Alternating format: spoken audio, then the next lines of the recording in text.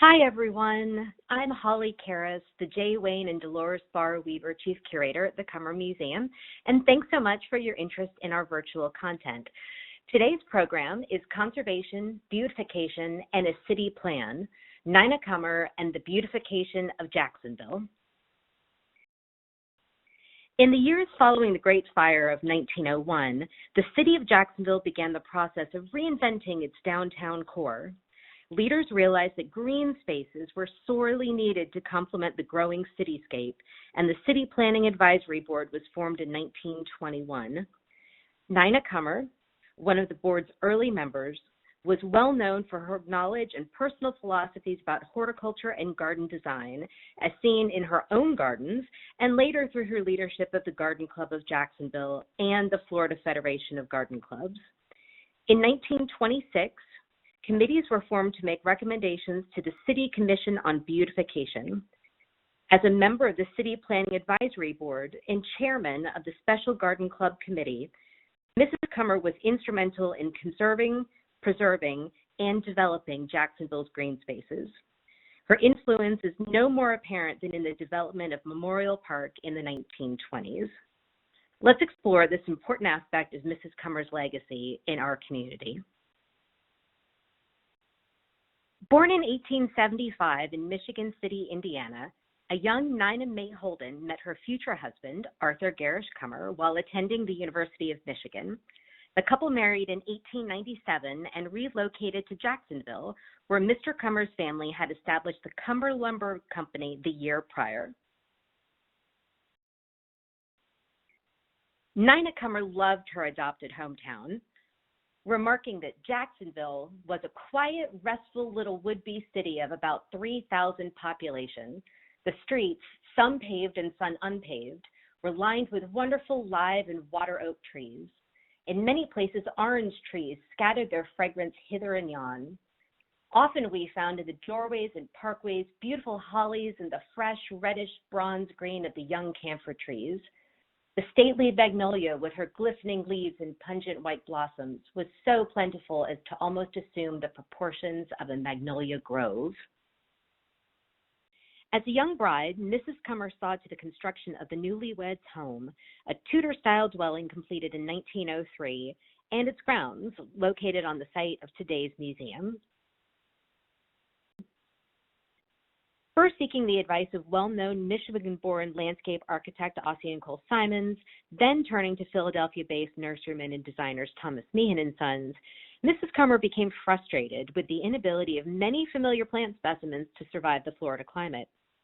Not one to shy away from a challenge, she attacked the problem head-on, embarking on a program of research, trial, and error. As a result of her determination to understand Florida's climate and master the state's horticultural opportunities, Mrs. Cummer became recognized as a regional expert on the subject. In 1936, she remarked, "However much I may be lacking in knowledge, I can say with all truthfulness that I have no deficiency of enthusiasm on the subject, and since one of my firm beliefs is that of the great triumvirate of gardening, enthusiasm leads, experience follows, and knowledge closes in all gaps. I shall proceed to prove my enthusiasm and quote my experiences. Then together, possibly, we can glean some real knowledge." In 1924, Mrs. Cummer's personal gardens, now part of the museum campus, were featured in National Geographic magazine.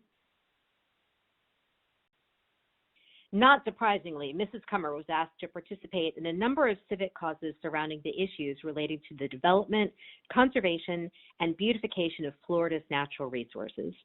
She was among a group of citizens who banded together to create Riverside's Memorial Park as a tribute to all Floridians who died during World War I. In this role, Mrs. Cummer served as a liaison between the Park Association and the Olmsted Brothers, a nationally prominent firm of landscape architects founded by the father of American landscape architecture, Frederick Law Olmsted Sr., and then later managed by his sons, John Charles Olmsted and Frederick Law Olmsted Jr.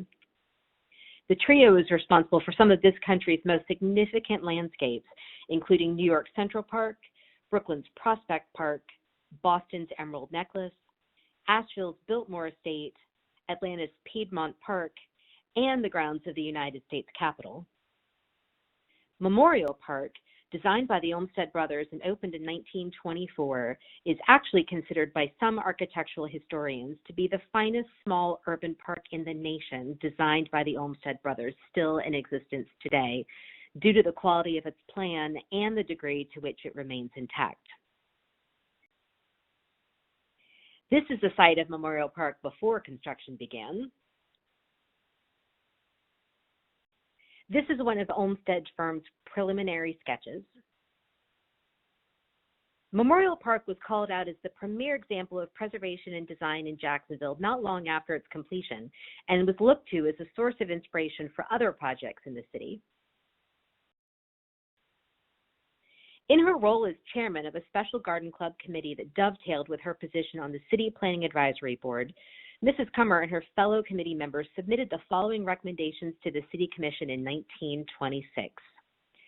A, that an expert should be employed to supervise the trimming of all the trees and the shrubs belonging to the city, likewise to see that new trees should replace all those that had been removed. B, that in widening any streets, trees should be preserved wherever it is all feasible, even though at some additional expense to the city.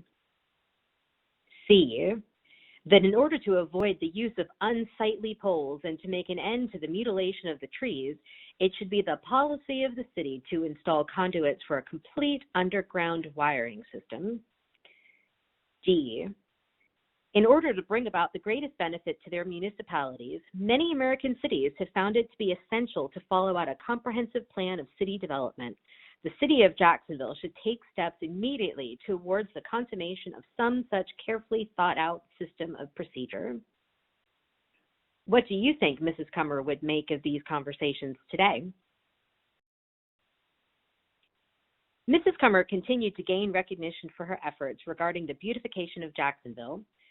Prominent architect Henry Clouseau corresponded with Mrs. Cummer regularly about his hopes for a central downtown complex and park system, ultimately writing in 1927, quote, "If you were to come out for a civic center or a grouping or a combination of these buildings with park surroundings in the public print, you could do more to crystallize attention than any other citizen I know, because the public would pay attention because they know that you have no personal motive but that of the good of the town, nor any political ambitions or honor to gain or axe to grind, but only the desire and satisfaction of doing something praiseworthy for the city you call home."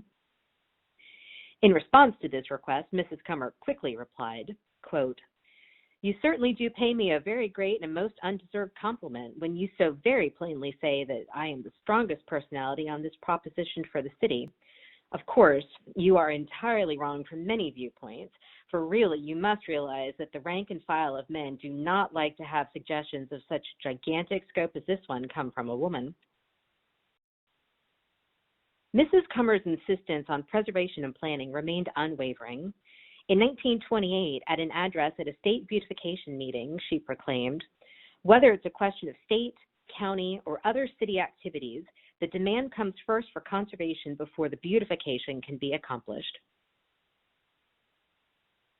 That same year, in a lecture in Jacksonville Beach, she reiterated, "Duval County needs protection. It cannot suffer much longer the devastation and neglect to which it has submitted repeatedly during the past few years and still has value and beauty left."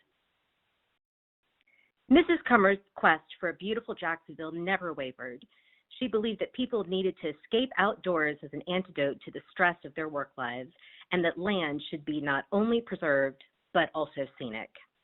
She wrote, "No longer do I search the catalogs annually for some new untried plant to spring upon unsuspecting visitors. No longer do I want the choicest varieties that money can buy. No longer do I endeavor to attain prize-winning blooms in my borders. No longer do I labor unceasingly over such garden details. Flower shows overwhelm me with their vast expenditure of money, display, and energy to such an extent that I really prefer to wander quietly through the garden of an intelligent grower."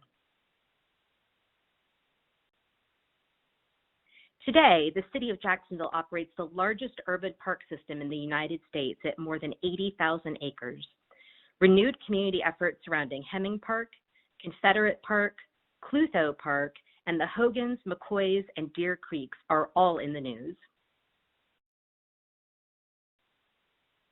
The community-based Memorial Park Association continues to work in conjunction with the city for the ongoing preservation and restoration of Memorial Park. Not-for-profit organizations have emerged to lead specific initiatives, including Greenscape of Jacksonville, which has worked to plant more than 250,000 trees throughout the city. Groundwork Jacksonville is working to convert contaminated land and water into parks, playgrounds, trails, and other open spaces. In these initiatives and many more, the joint efforts of conservation and beautification remained entwined, much in the spirit of Mrs. Cummer's call to action. Thank you so much for spending time with the Cummer Museum today. Do you have questions or comments? Leave them in the section below and we'll do our best to get back in touch with you. Thanks so much. Hope to see you at the museum soon.